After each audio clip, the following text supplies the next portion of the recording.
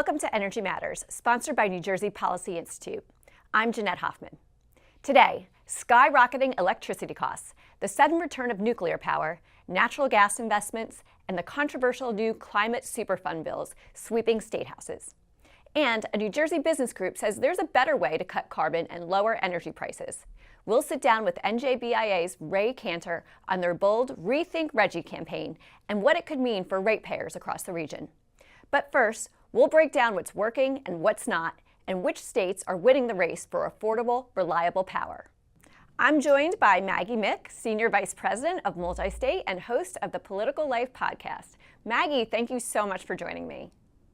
Thank you for having me, Jeanette. It's great to see you. It's great to see you too. And there's so much happening right now with energy policy all around the states. I wanted to talk to you about some of the biggest issues that you've been seeing. Well, thank you for the invitation to talk about this today. I think that, we started 2026 with, all of the governors coming out in January and February, really focusing on the affordability message. And the legislatures were responding to that too, given that the midterms were 10 months away and everyone was, focusing on what their talking points would be post-legislative session. And so affordability goes hand in hand with energy. And the affordability conversation really drove a lot of the legislative activity this spring, from the support for the all-of-above approach, support for nuclear coming back online, how it's supporting some of the AI development. But also, you had, Democratic governors leaning into natural gas development and production, with Governor Healy, signaling her support for a new natural gas project. So I think that, the past 2 years, everyone's been trying to figure out how do we develop and support all of the activity. Everyone wants to take pictures on their phones and use all the electricity, but how do we, from an American perspective and a state perspective, supply it and keep it affordable? So the affordability message kind of turned into a larger conversation around AI, and I'm happy to go into that as part of this conversation, but it really has evolved from that starting point at the beginning of the year that was more focused on affordability, and it's kind of turned up into a different conversation leading into the midterms, kind of squarely focused on data centers and the future of AI across the states. And let's talk about AI, because it is controversial in some states, and some legislation has been passed and some states, putting moratoriums on AI data centers in certain municipalities, or asking for data centers to pay their own way in terms of energy. What policies are you seeing creep up in different states? Well, I think that over the past 5 years, you saw the incentives be the major legislative activity to bring data centers to a number of states. They are the kind of layer that provides AI to go. But what we're seeing this year is kind of a pause on those considerations. Just this week, the Nebraska Governor Pillen issued an executive order rolling back a tax incentive for data centers in his state. This followed on the heels of Governor Hochul in New York signing an executive order kind of in support of what we saw at the end of the legislative session on a moratoria on new data center development. And so you're seeing governors kind of in the summer months step in where the legislatures left off, because in my 20 years of working in state policymaking across all 50 states, I have never seen an issue turn so quickly. Yeah. It turned from affordability and all of the concerns about what was happening kind of locally with the data center development, just in terms of economic development and the types of neighbors that they are, to really these larger questions around AI. And data centers are squarely in the middle of that debate, where you see local communities really trying to put a pause on AI, and they're doing it through the pressure of stopping the economic development of the data center builds. It is an issue that is evolving day to day. When we speak today, it could change tomorrow, but this is an ever evolving issue. In Kentucky, where I live, you saw in May in the primaries, 17 local judge executives lose their re-election bids due to their support for data centers in past years. So Wow. this is locally, state, federally. Three or 4 weeks ago, you saw the longtime Senate president in Utah, Stuart Adams, lose his reelection bid in his primary. It is due in part to the work of data centers in his state. And I think that a lot of folks took notice after President Adams lost his bid and said, whoa, what we thought was a local issue, and we do not want to weigh in on this. You're now seeing those governors really step forward in the summer months and say, we need to pause and consider this because they too are on the ballot in November. Yeah, it's really perplexing to me because, so many people use AI, every single day on their phones, but yet it's become such a political issue.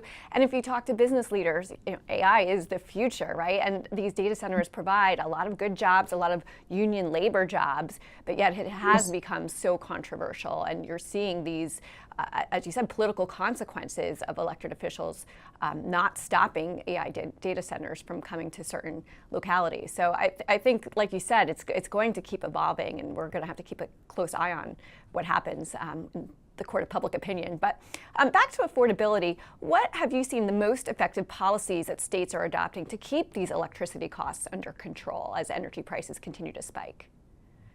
Well, I think that, what we saw in Massachusetts in February, you saw the governor actually handing out checks, trying to figure out ways to put money back in folks' pockets. I think that, when it comes to affordability, folks are just trying to work with the private sector on creative solutions to, keep folks with their pocketbooks safe. And I would point to the Massachusetts example as something that I saw as very creative earlier this year. Yeah, and gas prices also have, a huge factor in just that affordability as well. So, energy prices, gas prices, it all goes hand in hand. Do you see that some states are seeing much steeper increases in energy prices than others? Well, we saw it in the Northeast. They absolutely got pummeled during the winter months, but I think it's across the board. It is impacting all states, especially as you're seeing kind of the usage change with data centers and other new projects. Yeah, and I also wanted to talk to you about these so-called Climate Superfund bills that are making their way in different legislatures across the country. New Jersey just had one that died out this past summer session. So what are you seeing with these Climate Superfund laws that they seek to recover costs from energy producers that are, basically doing a service by producing fuel, which we all need and use, but now these Climate Superfund bills are looking to recoup some costs here, and basically it really could set a dangerous precedent. What are you seeing in states along these lines? So where we're seeing, kind of the neighborhood activity is in the Northeast. You're seeing it in Vermont, New York, New Jersey. New Jersey may bring it back, but there's a large, broad coalition of businesses fighting that effort in that state. And, the current governor, new in her role, has always been viewed as center left, approachable from the private sector. And so hopefully maintains kind of a middle of the road approach to policymaking. But in terms of its spreading, I really think that the Superfund bills are a symptom of some instability about how folks feel about the economy and state budgets moving forward.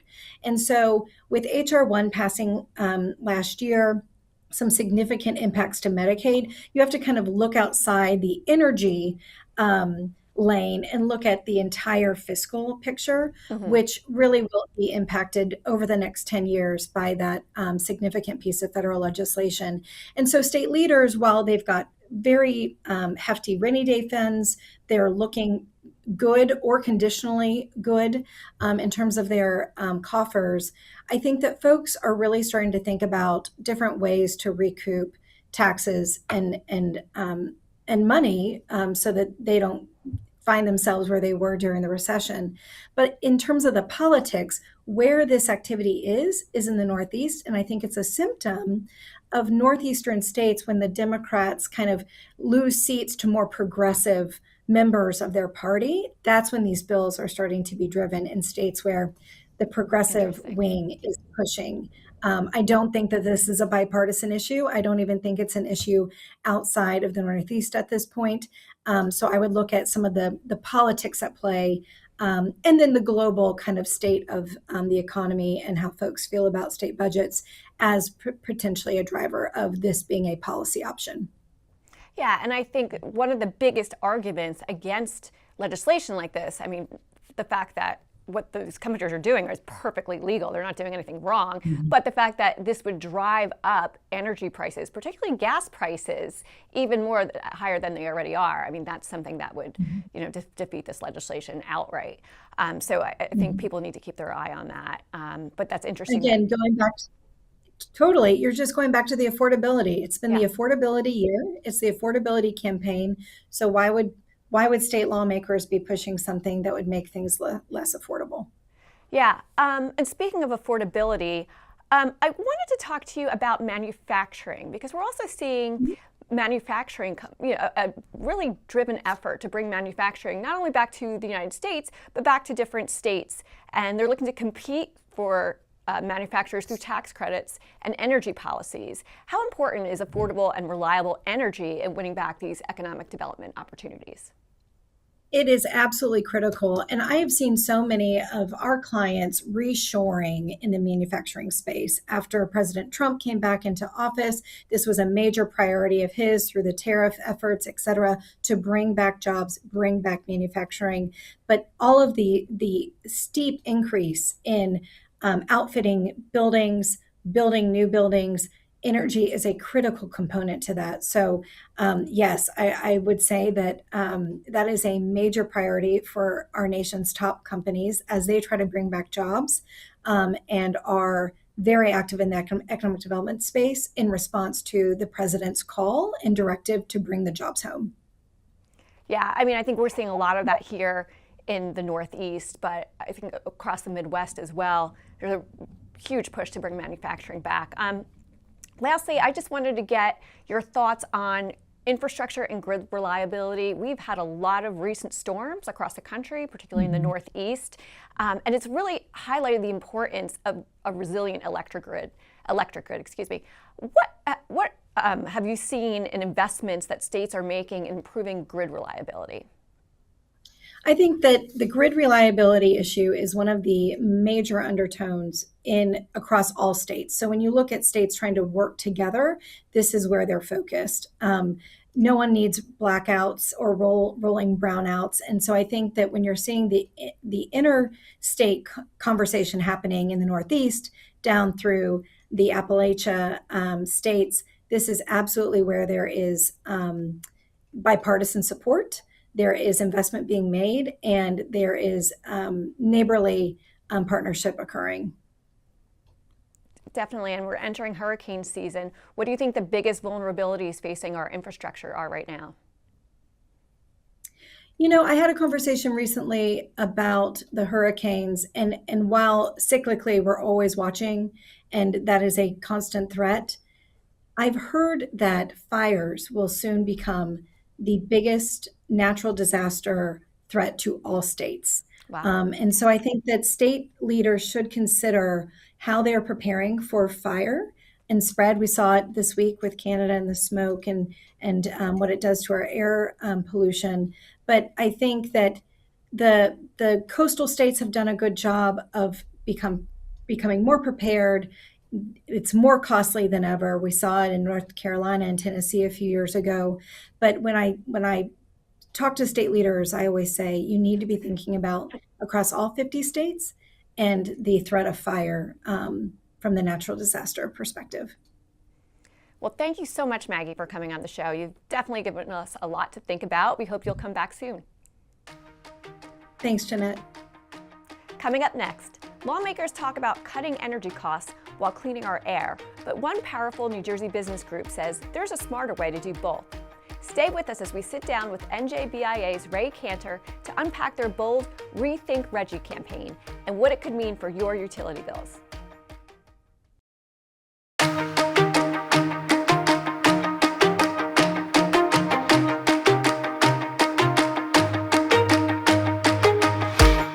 When it comes to energy policy, politicians often talk about balancing lower energy costs with improving our environment and air quality. The New Jersey Business and Industry Association has a policy solution that would accomplish both of those critical goals.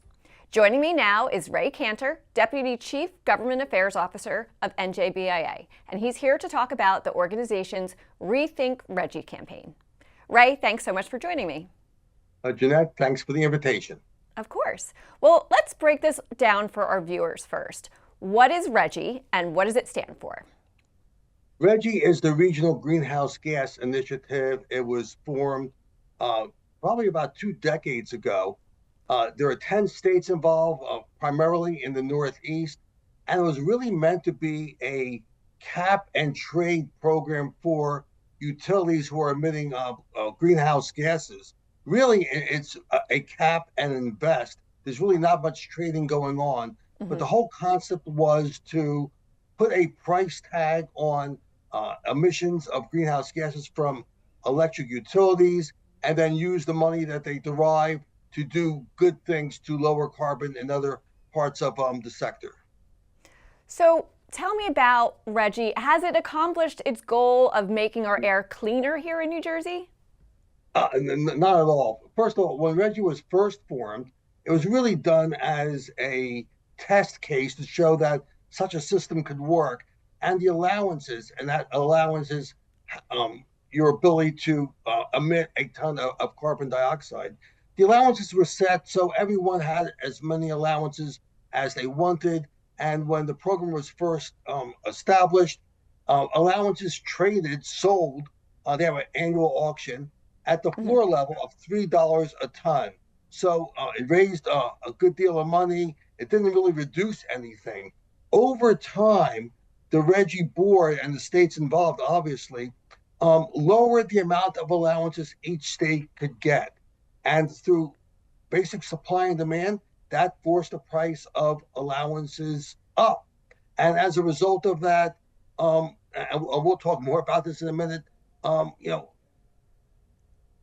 leakage occurred, which means that states who are part of our region but not part of RGGI, they were able to sell their electricity into the grid, and New Jersey plants had to shut down and not sell into it. That's interesting. So why did NJBIA start this Rethink RGGI campaign? Well, again, right now, energy costs are at the forefront of everyone's policy agenda. We're trying to reduce the cost of energy. We're also trying to reduce the amount of greenhouse gases we emit. RGGI, as it's being played out, does the exact opposite. It results in the increase in cost to ratepayers, and paradoxically, it's actually increasing the amount of carbon dioxide that gets released into the environment. So it's doing the exact opposite of what it was intended, but yet it's costing ratepayers more money.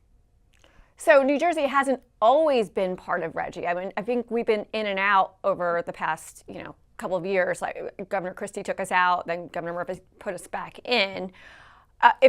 What is your solution? How could New Jersey exit RGGI? Well, we've come up with a campaign, and we believe we need to rethink RGGI, and that's the name of our campaign.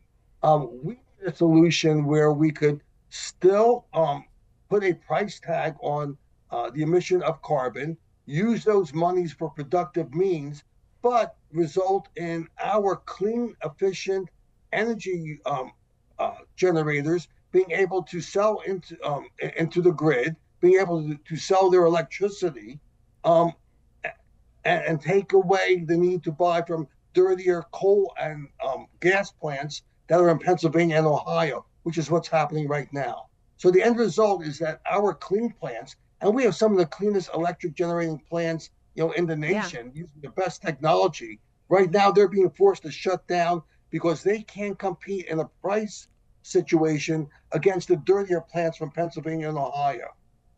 Wow, so we're actually being forced to buy dirtier energy while New Jersey's cleaner energy can't even compete?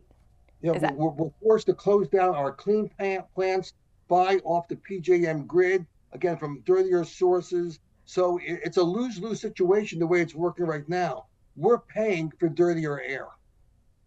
Wow. So if New Jersey does exit RGGI and replaces it with a flat $7 per ton fee on all the generators in the state, as the Rethink RGGI concept proposes, what kind of results will we be able to see? Well, right off the bat, our plants will be able to operate, as they were intended to operate. So, we will save about close to $300 million a year, monies that are going right now, out of New Jersey ratepayers' pockets. We'll be able to save that amount of money. We'll be able to still raise about $135 million a year to do the good things that RGGI was intended to do with the money they raise, and we will save 5 million tons of carbon dioxide a year. So we will save money, we will reduce emissions, and it's going to be better for the ratepayers, better for the environment. Yeah, so lower energy costs, cleaner air, and the same revenue coming into the state. How did you? It's a win-win. Yeah, win-win-win. How did you get to the $7 per ton fee? Well, when the legislature when the Murphy administration came back into RGGI, the legislature enacted legislation to facilitate coming back into RGGI, and they put in a $7 number that, if the RGGI allowances ever hit that number, it was supposed to trigger a review of the entire program. Again, as I mentioned earlier, RGGI started off with a floor price of $3 a ton. And when I was at DEP, and in charge of the RGGI program, that's what allowances sold for, $3 a ton. We are now upwards of $40 a ton. 40? But 40? So wow. We blew by that $7 number. DEP never went back and relooked at how the program is operating or rethought. They never, there was no rethinking RGGI up to this point in time. We think we need to rethink RGGI. We think we need to use that $7 number as the new allowance price, which will allow us to get money, reduce emissions, save ratepayer money. So what are you hearing, Ray, from legislators? We know legislators on both sides of the aisle, you know better than I do, that they want to lower emissions, they want lower energy prices. Governor Sherrill has made this, the main platform of her campaign to lower energy prices. Why are we not doing this? Do you think there's a real our campaign? Yeah, first of all, thank you for having us on, because we're trying to get the word out and educate people as to how RGGI actually operates, as opposed to what people think RGGI actually does. Right. So we've begun this campaign as an educational matter to inform the public, but really to inform legislators. And we've gotten very positive feedback from a number of legislators who really understand the energy markets, but did not understand the facts of how RGGI is actually operating. Once they became aware of the fact that we are paying more and polluting more as a result of our participation in RGGI, again, we've gotten positive feedback, and we anticipate there will be legislation introduced in the fall to, again, take us out of RGGI, but still impose a $7 allowance per ton. That's great. So what can our viewers at home do if they want to get involved in this Rethink RGGI campaign and make their voices heard to their lawmakers? Well, if they go on to our webpage, njbia.org, there is a page there dealing with RGGI. You could go there, you could send your legislators and the governor a letter and let them know that we need to rethink RGGI. Again, this is not about ignoring carbon emissions and not trying to reduce greenhouse gas emissions. This is all about making sure we save money and reduce emissions. As I mentioned before, right now, paradoxically, we are increasing our emissions, and the public needs to know, and they need to let the legislators know that they are concerned about this. Well, it makes perfect sense to me. We want cleaner air, we want lower energy prices, we want all those clean energy projects. I think we all need to rethink RGGI. Thanks so much for coming on the show, Ray. Thanks, Jeanette. That does it for today. I'm Jeanette Hoffman. Thanks for watching.